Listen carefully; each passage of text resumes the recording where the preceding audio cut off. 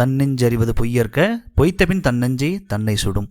நீங்கள் network marketing பிஸ்னஸில் நிறைய இடங்களில் உண்மையை சொல்லாமல் பொய் சொல்லி பண்ணுறதுனால, பேட் ப்ராமிஸ் கொடுக்கறதுனால என்னென்ன விளைவுகள் வரும் அப்படின்றது நமக்கு தெரியும். நெட்வொர்க் மார்க்கெட்டிங்கில் இருக்கக்கூடிய கெட்ட பேர், அவமானங்கள், ஸோ டைரக்ட் செல்லிங்னாலே மக்கள் வெறுத்து ஓட்டுறதுக்கு இந்த பொய்யான ப்ராமிசஸ் பெரிய லெவலில் வந்துட்டு பார்த்திங்கன்னா பாதிக்கப்படுது. என்னென்னு பார்க்கலாமா? ஸோ என்னென்ன பொய்யான ப்ராமிசஸ் கொடுக்குறாங்க லீடர்ஸ் எல்லாருமே அப்படின்றத பார்க்கலாமா? எஸ், நம்பர் 1 என்ன அப்படின்னா, குறுகிய காலத்தில் கோடீஸ்வரர் ஆகலாம் அப்படின்ற தப்பான கமிட்மெண்ட்டை தயவு செஞ்சு கொடுக்காதீங்க. அதை ஒட்டச்சேரிஞ்சு ஓகே உண்மையாக இதுக்கு உழைச்சோம் அப்படின்னா இதுக்கான டைம் எடுக்கும் அப்படின்றத ஓப்பனாக சொல்லி பிஸ்னஸ் பண்ணுறது அப்படின்றது நம்பர் 1. நீங்கள் பெரிய லெவலில் டெவலப் ஆகிறதுக்கும் ஹாப்பியாக இருக்கிறதுக்கும் சப்போர்ட் பண்ணும். 2வது, உழைக்காமல் ஜஸ்ட் நீங்கள் ஐடியா மட்டும் போட்டால் போதும் பணக்காரன் ஆகிடலாம் அப்படின்ற தப்பான ஒரு வாக்குறுதியை, தப்பான ஒரு ப்ராமிஸை, கமிட்மெண்ட்டை கொடுக்காதீங்க. ஸோ இதனால் நிறைய பேர் பாதிக்கப்படுறாங்க. தொழிலும் பாதிக்கப்படுது. டைரக்ட் செல்லிங்கிற ஒரு புனிதமான தொழில் பல பேர்னால் அவமானப்படுத்தப்படுது. ஸோ இதை உடைச்சு கஷ்டப்பட்டு உழைச்சா மட்டும்தான் பணம் சம்பாதிக்க முடியுன்றதை நீங்கள் கரெக்டாக சொல்லணும்.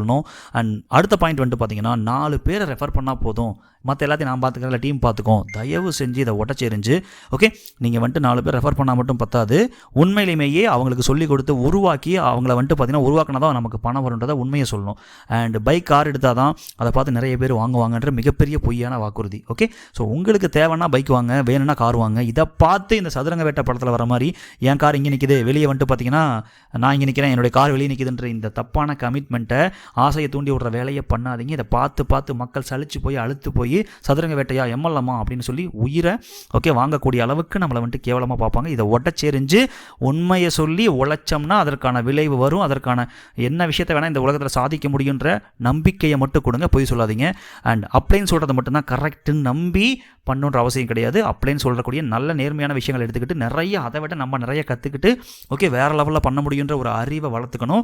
ஸோ டிபெண்டாக இருக்காமல் இண்டிபெண்டாகவும் இருங்க. அப்ளைனை ரெஸ்பெக்ட்டும் பண்ணும், அது வேறு. ஓகே, ஸோ அப்ளைன்னு சொல்கிறது மட்டும்தான் சரின்ற ஒரு பொய்யான விஷயத்தை நீங்கள் நம்மளுன்ற அவசியம் கிடையாது. ஸோ கிராஸ் லைன் மற்ற கம்பெனிக்காரங்க கூட பேசக்கூடாதுன்ற ஒரு விஷயம். ஸோ பொதுவாக வந்துட்டு பார்த்திங்கன்னா மற்ற கம்பெனிக்காரங்க கூட பேசக்கூடாதுன்றது ஒரு சில விஷயங்களை கரெக்டு தான். பட் மற்ற இடங்களில் நம்ம வந்துட்டு இதை எக்ஸ்ப்ளோர் பண்ணுறதுக்கு என்ன நடக்குது, என்னென்ன மாதிரி காம்படிஷன் இருக்குது, என்ன மாதிரி விஷயங்களை அனலைஸ் பண்ணணுன்ற ஒரு விஷயத்தை கேதர் பண்ணோன்னா நம்ம அதை அனலைஸ் பண்ணி லைட்டாக லிமிட்டோடு நம்ம வச்சுக்கிட்டு அந்த விஷயத்தை நம்மளுடைய பிஸ்னஸில் நம்ம கற்றுக்கிட்டதை இம்ப்ளிமெண்ட் பண்ணுறதுக்கு ரொம்ப ரொம்ப ஹெல்ப்ஃபுல்லாக இருக்கும். ஸோ கிராஸ்லி மற்ற கம்பெனிக்காரங்களோட பேசக்கூடாதுன்றது ஒரு சரியான ஒரு விஷயம் கிடையாது, பேடான ஒரு விஷயம். ஸோ அதை 100% பண்ணக்கூடியதுன்னு இல்லை, லைட்டாக நம்ம பண்ணலாம் தேவைப்படுற இடத்துல. அண்ட் பொய்யான வாக்குறுதிகள் எல்லாமே வந்துட்டு அதை பண்ண முடியும், இதை பண்ண முடியுன்ற ராங் கமிட்மெண்ட் நிறைய கொடுத்து மக்களோட மனசை உடச்சி உள்ளே வந்ததுக்கப்புறம் வேறு மாதிரி இருக்கிறத பார்த்துட்டு போய் போகிறவங்க தான் நிறைய பேர் இருக்காங்க. இதெல்லாம் உடச்சிருந்து உண்மையை மட்டும் சொல்லி பிஸ்னஸ் பண்ணக்கூடிய தைரியத்தையும் ஓகேவா ஒரு ஃபோக்கஸையும் போல்டையும் வளர்த்துக்கிட்டு வேறு லெவலில் பண்ணுங்கள்.